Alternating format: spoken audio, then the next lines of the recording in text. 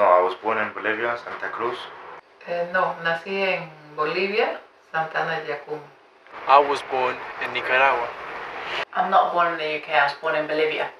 Nací en Nicaragua, Centroamérica. I was born in Santa Cruz, Bolivia. El contraste declina. Ya llevo 12 años. I work with managers that have companies in the removal industry, cleaning industry, and also to do with construction. I work at Systematica Investments. It's a hedge fund. I work freelance as an architect. I've been doing this over 15 years in London, and before coming to London I was working as well as an architect in my country. I am currently unemployed. I've just entered my gap year, and because of this coronavirus pandemic, I cannot look for any jobs. I started working when I was 16. I was working as a shop assistant in Carnaby Street. A los 19 años. I got to London when I was 11, 10, and then I used to help my parents do cleaning jobs. But my own job, I first had it when I was 15.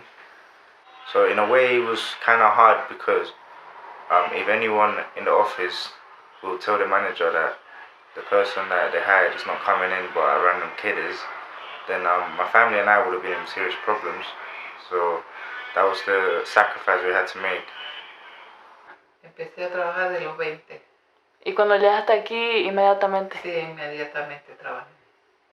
I started working as such, probably 18, 20 years old, but I was younger. I was always helping my parents. Sí, en algunos lugares, por ejemplo, Elephant Castle o Seven Sisters, Flower King Road, desde donde hay muchos latinos, ¿no?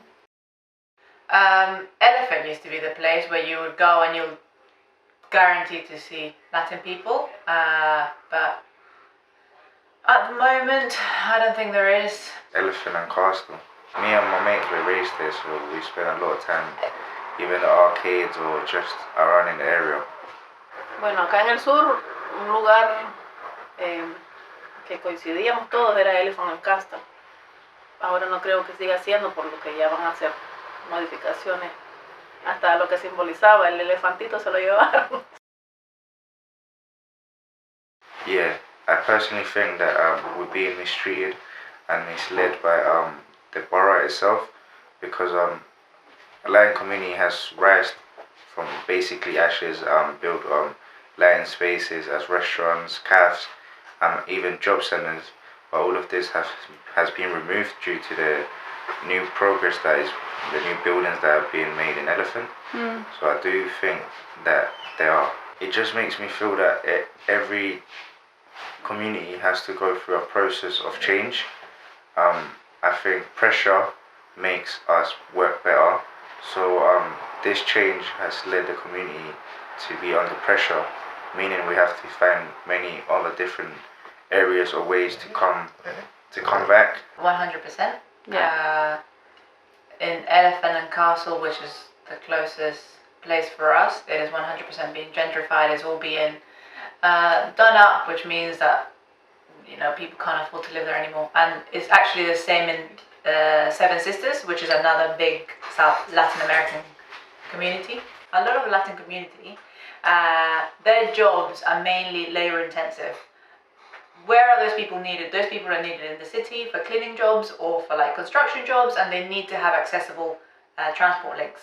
The fact that they're being driven out of these areas with accessible transport links means that, number one, it takes them longer to get to work. Number two, they spend a lot of time traveling, so the standard of living of those people is definitely depleting. But at the same time, it also means that they have to become more efficient with their time, and they have to look for other jobs and other opportunities. So there is both sides to it. Y bueno, si es para mejorar la ciudad, entonces pienso que está bien, ¿no? Pero que también respeten su vida de la gente latina, ¿no? Sí, Pienso que sí. Bueno, todas las comunidades minoritarias siempre son, pero eso yo creo que no es culpa de ellos, es culpa de nosotros porque no tratamos como superarnos verdaderamente como deberíamos de hacerlo. Y estamos, por ejemplo, aquí la mayoría de los latinos de mi edad, los jóvenes es otra historia, pero la mayoría de los contemporáneos conmigo nos hemos quedado bien cómodos, por ejemplo, en limpieza, que es donde uno viene, te ofrecen trabajo y ahí nos quedamos, no nos preocupamos por aprender más el idioma, por adaptarnos a la sociedad, entonces no podemos culpar a nadie más que a nosotros mismos. Y sí, está mejorando el área, pero no precisamente para nosotros, porque por ejemplo en la zona de que estábamos hablando de Elephant and Castle, ahí van a hacer nuevos apartamentos, pero yo no creo que latinos vayan a comprar. Of course, yeah, of course, you can see the changes and how everything is evolving. Particularly Elephant and Castle, there's a massive evolution, massive change at the moment. Yes, or sometimes I'm a bit cheeky and I put Caribbean. You may feel left out. So as if I'm not part of this whole ethnic group of culture, which is London. Yeah. So many cultures and mine is not there, makes me feel left out. Sí, otro, sí. Un poco mal, ¿no? Porque me gustaría ya ser identificada en este país. It makes me feel like I'm not proud to be Latino, which I personally am. Actually, it's quite upsetting when you think about it, and once you realise, a lot of people I don't think realise that this is a very important issue. If we don't have this category, then we won't have data for a lot of things. We won't have data for how many South American peoples are in the NHS, how many of them have a certain disease, how that disease has evolved.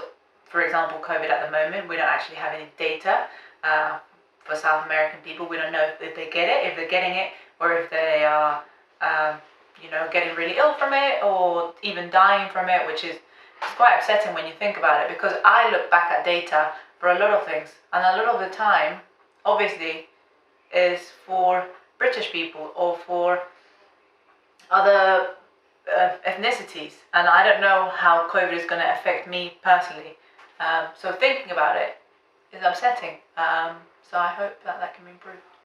A research study done by Trust for London, Queen's Mary University, and the Latin American Women's Rights Service shows that while the increase of Latin Americans in the UK is significant, we are still being ignored. Most of the research comes from a large quantitative survey of 1,000 Latin Americans living in London, which shows that in 2011, Latin American employment rate is very high with nearly 85%. Over 40% of Latin Americans experience workplace abuse and exploitation, with over half the population being in low-skilled and low-paid jobs such as cleaning and catering. Almost 70% of Latin Americans, including second generation who are fluent in English, perceive discrimination to be a major barrier to improving their quality of life. Through another study done in 2016, they found that the Latin American community was the 8th largest non-UK born population in London.